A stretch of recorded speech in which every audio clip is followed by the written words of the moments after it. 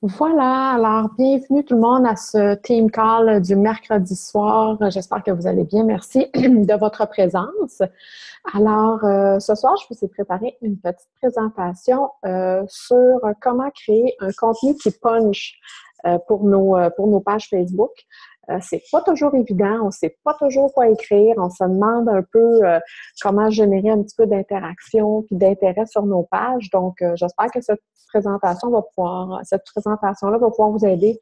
C'est sûr, je vous le dis, il y a des trucs que vous savez déjà, mais c'est ces trucs-là qui fait que ça fonctionne. Puis Facebook ou peu importe le réseau social, ce qui est vraiment important, c'est la constance d'être présent. Moi, je le vois tellement.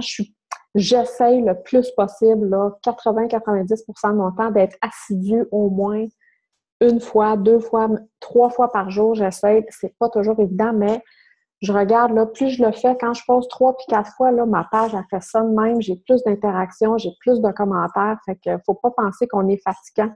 Au contraire, les gens sont curieux, les gens sont voyeurs, ils veulent voir qu'est-ce qu'on fait. Donc, surtout des nouveaux coachs, là, on se demande tout le temps qu'est-ce que je vais écrire. Ça me tente pas, non, non, non. Puis finalement, un coup qu'on commence, puis tout ça, puis qu'on voit qu'il y a un petit peu d'interaction, c'est toujours super intéressant. Donc, je vais vous partager mon écran. Donc, je vais vous partager ça, je vais vous mettre ça en live. Donc, encore là, comme à chaque fois, je ne vous vois plus. Donc, si jamais il y a quelque chose ou quoi que ce soit, vous avez quelque chose à me dire, enlevez votre micro, puis vous allez pouvoir me le dire. Donc, création de contenu qui punch, hein, j'ai fait un beau montage. On ne voit pas du tout que la main, je l'ai collée là par-dessus, mais bon, voilà. Donc, création de contenu qui punch. À qui qu'on t'adresse dans nos posts, c'est super important de t'adresser à ta cliente cible. Si vous n'avez pas encore fait l'exercice, c'est super important de vous asseoir et de savoir à qui vous parlez sur c'est qui votre cliente cible, c'est qui la personne idéale, qui vous voulez viser et de faire la liste de ses qualités, de ses défauts à cette personne-là, quel âge qu'elle a, où ce qu'elle fait, qu'est-ce qu'elle vit, donnez-y un nom, c'est super important. Moi, j'en ai déjà parlé aussi, ma cliente cible, elle s'appelle Annie, elle a 37 ans, maman de 2 enfants, elle conduit une Toyota Corolla, elle fait le ménage, leur passage, elle travaille à 37 heures par semaine. Donc, vraiment, soyez super ciblés à savoir à qui vous voulez parler. Et quand vous faites un post Facebook, vous faites comme si vous parliez à une amie. J'en ai déjà parlé la semaine passée. Vous faites comme si vous parliez à une amie. Vous utilisez des tu, des je. Si vous parliez un à un avec une personne, c'est comme ça que vous allez toucher les personnes. Puis quand on parle de cliente cible, ça ne veut pas dire que si, mettons, votre clientèle cible, c'est, je ne sais pas, là, les femmes de 50 ans et plus qui veulent se remettre en forme, ça n'empêche pas que vous pouvez prendre des gens qui sont plus jeunes, que vous pouvez prendre des hommes, ça n'empêche absolument rien. C'est juste que quand vous allez partager sur vos pages, c'est à cette personne-là spécifiquement que vous allez parler. Donc, il faut savoir aussi, pour nos posts, il faut savoir aussi c'est quoi notre objectif à court terme. Là, sur ma page Facebook, c'est quoi mon objectif? C'est-tu que je suis un nouveau coach puis je viens de lancer une entreprise? Mon objectif, c'est-tu d'atteindre mon Success Club? Donc là, je veux ouvrir des défis, je veux parler un peu plus des défis, les avantages, trouver des nouvelles clientes. C'est-tu de recruter des coachs présentement, mon objectif? C'est-tu d'augmenter en rang, de devenir émeraude, de devenir diamant? C'est-tu de faire du développement personnel puis de partager une transformation ou votre transformation? Il faut savoir vraiment c'est quoi votre objectif à court terme. C'est pour ça que je trouve super bon de faire une planification de votre mois. Moi, je le fais là, dans la dernière semaine de chaque mois. Je planifie le mois qui s'en vient. Donc là, je suis en train de planifier le mois d'octobre, donc je planifie les team calls, je planifie mes défis, les objectifs que je veux atteindre. Est-ce que j'aimerais ça devenir diamant ce mois-ci? Si oui, bon, ben mes posts sur ma page Facebook vont déjà un petit peu plus s'éclaircir dans mon cerveau parce que je vais savoir un peu plus où je m'en vais dans le prochain mois. Avec mes objectifs à court terme. Fait que ça aussi, ça peut vraiment vous aider. Asseyez-vous et décider qu'est-ce que vous voulez faire. Si vous êtes un nouveau coach, c'est sûr que le but, c'est toujours de trouver 3 personnes par mois pour pouvoir vous aider à couvrir vos frais puis aider le plus de gens possible si vous voulez changer de rang et tout ça. Mais vraiment, de savoir c'est quoi votre objectif à court terme, c'est super important. C'est ce qui va pouvoir vous aider à cibler puis à faire des posts intéressants. Et sur nos pages Facebook aussi, je vais vous inviter, j'en ai déjà parlé aussi, vous le savez. C'est sûr que c'est super important de parler de votre parcours Beachbody, de Shakeology, des programmes et tout ça, mais je vais vous inviter à vous trouver aussi 3 sujets, même 3, 4 sujets qui n'ont aucunement rapport avec l'alimentation Beachbody, qui n'ont pas rapport du tout avec ce domaine de la santé-là. Ça va être 3, 4 sujets que vous allez parler sur vos pages pour que les gens, c'est ce qui va faire que les gens vont apprendre à vous connaître un peu plus personnellement. Si vous êtes si vous êtes passionné par la lecture, parlez des livres que vous lisez. Si vous êtes, je sais pas, vous êtes fan de parachute ou n'importe quoi, parlez de parachute. Des fois, on se dit, ah, ça les intéressera pas, ils sont là pour apprendre des nouveaux trucs. Ou... Non, les gens, moi, les posts qui pognent le plus, c'est les posts où je vous le dis, c'est les posts qui n'ont pas du tout rapport à la santé, Beachbody ou à l'entraînement. Si tu mènes pas un post là, qui est bien populaire aussi, là, qu'est-ce que je mets aujourd'hui? A ou B? Ça, ces posts-là, c'est tellement, tu sais, les gens, ils aiment ça, voir ça, puis voir c'est quoi votre vie et tout ça. Donc, je reviens à mes objectifs. Super important de savoir vos objectifs à court terme. Ça va pouvoir vous aider à planifier votre mois et à planifier vos posts sur votre page Facebook, sur vos réseaux sociaux. Évidemment, l'importance des comportements vitaux. Si vous faites vos basics, vos comportements vitaux, les comportements vitaux, veut pas, ça crée de l'action, puis l'action va créer du contenu aussi sur votre page Facebook.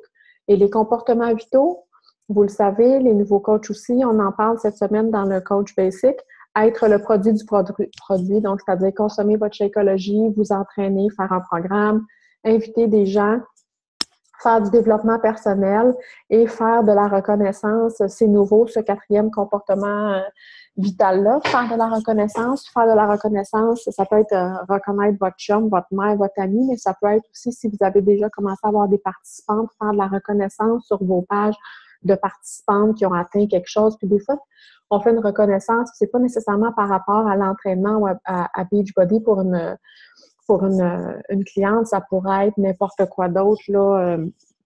Votre cliente, je ne sais pas, là, elle avait une entrevue aujourd'hui, puis elle vous a dit que ça avait bien été, bien, vous pourriez faire un petit post là-dessus sur vos pages, autant dans votre groupe de défis que sur votre page aussi professionnelle. Donc, c'est des trucs que vous pouvez faire.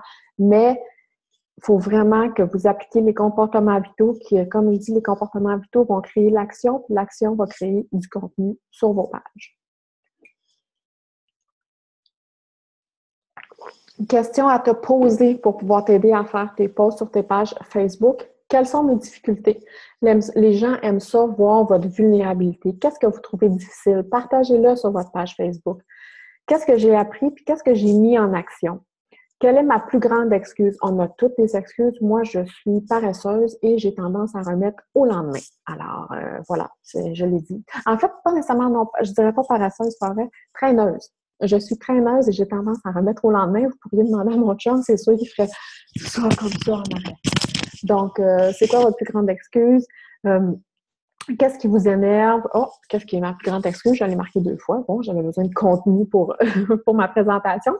Quelle est ma plus grande excuse? Puis comment j'ai surmonté cette excuse-là? C'est quoi les efforts que j'ai faits pour pouvoir travailler là-dessus? Qu'est-ce qui me motive? Fait que c'est des trucs, c'est des questions que vous pouvez vous poser, puis à chaque fois, ça peut toujours être un contenu que vous pouvez ajouter sur votre page. Le contenu sur vos pages, super important que le visuel soit beau, soit le fun, soit intéressant à regarder. La preuve, c'est quand vous regardez, moi je le vois beaucoup là avec surtout Instagram. Instagram, si vous mettez le même post, mais avec une photo différente, si vous mettez la même phrase avec une photo différente, puis si vous mettez une photo vraiment hot, super belle, puis une autre photo bien ordinaire, la photo belle, mais c'est aussi comme ça sur Facebook, aura beaucoup plus de j'aime, beaucoup plus d'attention. Donc, le visuel est super important. Quand vous faites des photos, c'est pas toujours obligé essayez d'être un petit peu différent, de pas toujours avoir la même pose. Si vous vous prenez souvent de face, essayez de vous prendre avec le téléphone un peu plus loin. Essayez de faire des beaux montages ou de mettre des trucs différents avec Aussi avec Snapchat, hein, avec les filtres maintenant qu'on fait, je vois de plus en plus de gens qui l'utilisent aussi pour faire des posts Facebook. Fait que ça aussi, c'est quelque chose que les gens aiment beaucoup. Donc, posez-vous ces questions-là, ça va pouvoir vous aider à faire du contenu. Oups, je crois que j'ai passé. Qualité d'un bon post. Hey, ça, c'est super important, prenez ça en note. Premièrement, short and sweet. En fait, c'est sûr que les posts où que vous écrivez vraiment un long texte, des fois, on partage beaucoup d'émotions, beaucoup de trucs, puis oui, il y a des gens qui vont lire, puis qui vont l'aimer, puis ça va aller chercher beaucoup de gens. Mais plus ils sont short and sweet, puis ça va directement au but, mieux c'est. En tout cas, moi, personnellement, quand que je vois des choses dans mon fil d'actualité, puis que le texte finit plus, puis là, il faut que je clique « Afficher la suite », puis là, j'affiche la suite, là, puis c'est encore une grosse écriture, ça me démotive, j'ai plus envie de le lire. Mais quand il y a des émoticônes aussi dedans le texte, ça porte un petit peu plus mon attention. Mais si vous êtes capable de faire des posts qui sont short and sweet, courts, rapides, concis, là, c'est vraiment le best. Utilisez la négation, ça pogne vraiment beaucoup. Jamais je n'aurais cru que blablabla, blablabla, puis là, vous dévalez votre histoire. Parlez avec des chiffres. Voici mon top 5 des 5 erreurs que les gens font quand ils s'entraînent, exemple. Ça pogne vraiment, vraiment beaucoup. Et il y a souvent beaucoup de partage. Utilisez des mots puissants émotivement. Exemple, j'étais dévastée par cette prise de conscience quand j'ai lu ce livre-là, blablabla, tout ça. C'est vraiment des choses qui pognent aussi parce que les gens sentent l'émotion dans votre post, puis ils ont plus tendance à vous lire, puis ils vont commenter et aimer vos posts. Poser des questions, demander des avis, ça pogne vraiment beaucoup, comme je vous l'ai dit tantôt. Avant de sortir, si vous mettez la photo A, qu'est-ce que je mets? La photo A, la photo B, ça pogne beaucoup. Poser des questions, mais demander les avis, vraiment, là, puis c'est pas toujours, là, comme je vous dis, parler autre chose que de l'entraînement puis de la santé, puis demander un avis, là, votre enfant a vécu quelque chose à l'école, au service de garde, dans la cour d'école, des trucs comme ça. À la garderie, c'est des trucs que vous pouvez vraiment partager, puis les gens aiment beaucoup ça. Ils veulent voir du vrai monde, ils veulent voir du vrai, ils veulent pas juste voir que « Ah, toi, tu parles de ça », puis ils veulent voir que vous avez des hauts et des bas, puis oui, c'est normal, mais petit train va loin, puis on recommence le lendemain quand on a une moins bonne journée, tu sais. Les outils puis les applications utiles, j'en ai déjà parlé un petit peu dans une autre team call. Évidemment, Canva, qui est un super site pour faire des montages photos puis pour faire des affiches, des bannières, super bon site. PicMonkey, qui est en fait la même chose que Canva, mais c'est un autre site. PicMonkey, par contre, je ne l'ai pas utilisé souvent, je le connais un petit peu moins, mais il est très bon aussi. Moi, j'utilise beaucoup l'application, ça c'est avec Apple, là, je ne sais pas sur Android, mais l'application WordSwag pour créer des citations avec des décors qui sont déjà toutes faites. Et aussi PicPlayPost pour créer les vidéos. Mais tu sais, il y en a plusieurs. Il y a Splice aussi là, que j'ai commencé à utiliser. Où ce qu'on peut mettre, on peut faire un montage, couper, faire des transitions, mettre de la musique et tout ça. Donc, c'est des trucs qui peuvent vous aider pour faire des bons posts sur vos pages. Puis, ça, là, moi, là, quand j'ai commencé, je ne connaissais rien là-dedans. Moi, je me rappelle très bien, quand j'ai commencé comme coach, là, une affaire qui m'impressionnait, c'est quand les gens mettaient une photo. Tu sais, je savais que les gens, ils pouvaient mettre des screenshots, tu sais, pour quand tu as besoin de faire une photo puis de montrer ça sur ta page. Puis je savais donc pas comment on faisait ça, un screenshot. Là, je me rappelle d'avoir dit à ma coach, comment vous faites pour prendre juste les photos puis tout ça. Fait que, tu sais, je partais de loin, là, je connaissais rien là-dedans. Canva, la même chose. J'ai regardé des tutos sur YouTube pour savoir comment ça marchait. Puis maintenant, on a la super formation de Tracy McArthur sur Canva, qui est en français, qui est vraiment génial, mais je connaissais rien, là. J'ai appris sur le tas. Donc, même si vous ne connaissez pas, trouvez-vous pas une excuse, essayez, puis c'est là que vous allez voir, vous allez apprendre des choses, puis c'est toujours super intéressant d'apprendre des nouvelles choses. Ensuite, où trouver les idées? Évidemment, Pinterest, c'est vraiment une mine d'idées. Pinterest, vous marquez n'importe quoi là-dessus, vous allez avoir une photo, une image, quelque chose. Sans le copier, ça va pouvoir vous donner une idée. Le site BuzzFeed, super intéressant. Huffington Post, ils ont souvent des très bons articles. Donc, c'est un petit peu cocasse souvent, là, les articles. Là. Donc, vous Vous pouvez partager ça sur vos pages. Très, très bon. Si vous y a un blog que vous suivez, que vous trouvez inspirant, vous pouvez partager des articles, des livres que vous lisez, de la musique, des livres audio, des trucs que vous écoutez, Instagram, évidemment. Donc, il y a vraiment plein de trucs qui peuvent vous aider à avoir du contenu sur vos pages. Évidemment, il y a aussi les pages des autres coachs. Mais l'idée, ce n'est pas de copier, mais si on voit qu'il y a un coach qui a une idée, puis on se dit « Aïe, aïe, aïe, moi, j'aurais aimé ça avoir une idée comme ça », des fois, on peut juste la transformer ou faire les choses un petit peu différemment, mais ça peut nous aider pour mettre du jus un peu sur nos pages. Élaborer un calendrier de publication. Ça, comme je vous disais tantôt, là, préparer notre planification du mois, mais aussi de savoir un peu quel genre de post on veut mettre. Donc, le matin, ça peut être motivation, réflexion, inspiration. L'après-midi, une recette, des collations. Puis après ça, ça peut être des transformations, des flashbacks, des annonces de défis de groupe, des opportunités d'affaires, n'importe quoi. Mais c'est super important d'avoir cette grille-là pour pouvoir un peu vous aider parce que des fois, on n'a vraiment plus d'idées. Et de partager, si jamais il y a quelque chose, vous suivez aussi des pages sur Facebook, pas des pages d'autres coachs, mais si vous suivez des pages de motivation, d'inspiration, puis vous trouvez quelque chose d'intéressant, partagez-le sur votre page. Ça vous fait un post de moins à faire, puis c'est déjà fait, on partage, puis on est bien content. Ça nous fait un post de déjà fait pour notre journée. Donc, élaborez votre calendrier. Qu'est-ce qui est in? Évidemment, ce qui est bon. J'ai été vous chercher des affaires sur mes pages à moi. Évidemment, les posts qu'on met de nos clientes avec des transformations, ça pogne toujours. C'est toujours quelque chose que les gens aiment voir, qu'on a beaucoup d'interactions, que les gens commentent et tout. Les recettes, évidemment, aussi, les posts aussi de recettes, ça pogne super bien. Là. Moi, j'en ai mis une cet après-midi de mon pain aux bananes. J'ai demandé aux gens d'aimer, de partager, de commenter, tout ça. Puis j'ai eu quand même 50 partages, ce qui est quand même beaucoup. Alors, j'ai partagé la recette là, tantôt, juste avant le team call. Fait que les trucs de recettes, ça pogne vraiment beaucoup. Les photos de vos chiens, de vos animaux, ça, je pense, c'est un de mes posts les plus populaires. J'avais je sais pas combien de commentaires là-dessus. Là, c'était vraiment, là, wow! Puis, ça n'a rien à voir avec Beachbody, la santé ou quoi que ce soit, mais ça vient chercher les gens, c'est l'émotion, c'est les animaux et tout ça. Donc, mettez-en des trucs comme ça. Puis l'autre post que j'ai mis à côté, c'est un post, dans le fond, qui n'a pas rapport du tout, comme j'expliquais là, avec l'entraînement ou quoi que ce soit, mais qui parle de vos trucs. Tu sais, comme là, moi, je parlais des tâches parce que je commence à faire des tâches pigmentaires. Donc, si les gens avaient des trucs et tout ça, puis ça aussi, ça a été un post qui a été très, très vu et très, très commenté. Les out. Et là, je suis allée loin. C'est quand ce post-là? On n'a pas se fait. 3 juillet 2015. Alors, un post comme ça, là, oups, voilà. Un post comme ça, là, c'est très turn-off parce qu'il y a beaucoup trop, oups, un instant, là, moi, je ne me vois plus. Voilà.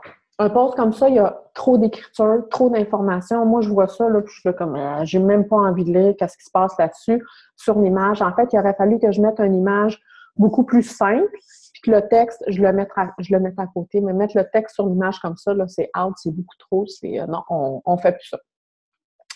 Out aussi de parler directement des mots Beachbody, de mettre directement tout de suite les mots Beachbody, de parler de vente et tout ça, c'est pas super cool non plus.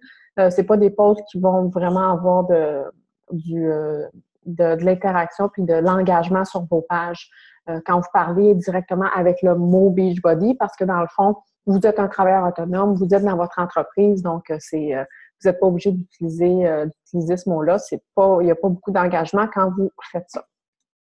Par la suite, comme je disais tantôt, passez à l'action, pause et ne sois pas gêné. C'est sûr, c'est ça qui va faire ton succès. C'est sûr qu'au début, quand on commence, on est toujours gêné. On ne sait pas comment qu'on va faire pour poster la première fois, puis on est toujours « Oh mon Dieu, je ne suis pas prête ». Allez-y, lancez-vous, postez des trucs, vous allez voir vous allez gagner de la confiance, puis les gens vont répondre à vos posts et tout ça. Donc, c'est vraiment bon. Puis, je voulais dire aussi, super important quand vous avez de l'engagement, mais de l'intérêt, les gens commencent à écrire sur, vous faites un post, puis les gens écrivent sur vos posts. Super important de ne pas juste cliquer like, mais de commenter une fois de temps en temps, parce que quand vous commentez, vous allez être encore plus vu dans le fil d'actualité des gens.